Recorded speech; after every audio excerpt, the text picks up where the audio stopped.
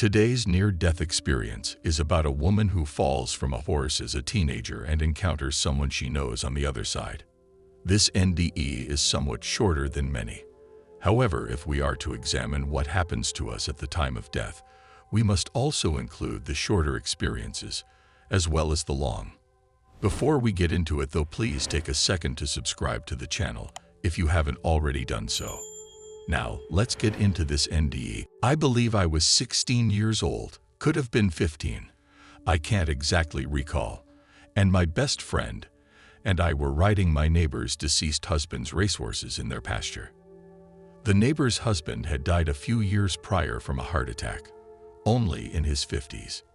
It was one of those beautiful spring days where it was both warm and chilly. One moment goosebumps, the next the warmth of the sun taking them away.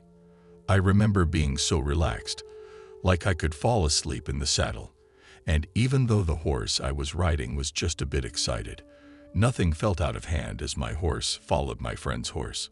To this day, I don't know what caused me to come off the horse and end up on the ground. Did I fall asleep and fall off? Not likely. Or did the horse jump or buck me off? I will never know, as my friend was ahead of me and did not see how or why I ended up on the ground. Years later, I learned, often when you have brain trauma or a concussion, you often don't remember what happened before the accident occurred. Anyhow, I don't believe I was unconscious for more than a minute or so, but the near-death experience of time was a bit more time. I remember seeing the bright light in the background and the foreground like a desert with tumbleweeds. The light got brighter, closer, and wider as a form of a person was coming towards me, but kinda like looking at an overexposed picture where you can make out forms but not details. Although, looking back on the experience, I never really saw the face, and the voice was not a spoken voice. It was telepathic, but I knew who it was, Mr. M, who had passed a few years prior. He said to me, I felt compelled I had to make a choice and get off the fence to believe or not to believe in God and an afterlife. It's not your time yet. Go back. The next thing I know, I'm sitting up, consciously now, but loopy, holding my ears shut with my fingers, repeating, my brains are coming out of my ears. My brains are coming out of my ears. Of course, my girlfriend is now off of her horse and looking at me and laughing. I'm sure it looked funny and sounded funny, but I did think my brains were coming out of my ears. Normally, old school theory is when you get knocked off of the horse, you get back on, but I wasn't feeling well and I convinced her that we needed to put the horses up and I needed to go home. We walked a half a mile or so home. I didn't tell my friend or my mom the experience I had while unconscious. All I wanted to do was go to bed and sleep, and I did, along with throwing up. Now, looking back, I probably should have gone to the hospital, but in my family you pretty much had to have an arm almost hanging off before you went to the hospital. Anyhow, years went by, and I would think from time to time about that experience, and I had told Mr. M's widow of the experience I had. She believed in an afterlife and was a devout Christian. I could see it brought tears to her eyes in some sort of comfort. The experience to me was stronger than a dream and always puzzled me.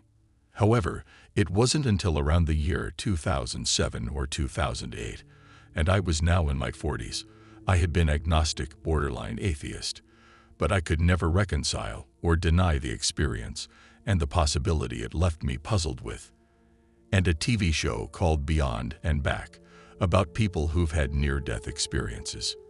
Although many of the experiences were different, there were some similarities in some of the stories. Bright light, deceased person telling you to go back, telepathically. I now felt I had a name for what I experienced. From 2007 to 2014, I would have these time periods of nagging to understand what I experienced, and a spiritual realm I would read and research from time to time online. In 2012, I was separated from my husband of 17 years. I proceeded to try to numb my pain by going from one man to the next with devastating physical and emotional repercussions. Living my life the way I had been the last 35 years was not working. In 2014, I started going to church. I believe this experience happened to me in order for me to keep a tad of faith open. I always felt that way. And that's my NDE story. It was with mixed emotions and puzzling for many years, but I believe there was a purpose as to why I had that experience. One, so I would believe in something of a more spiritual nature.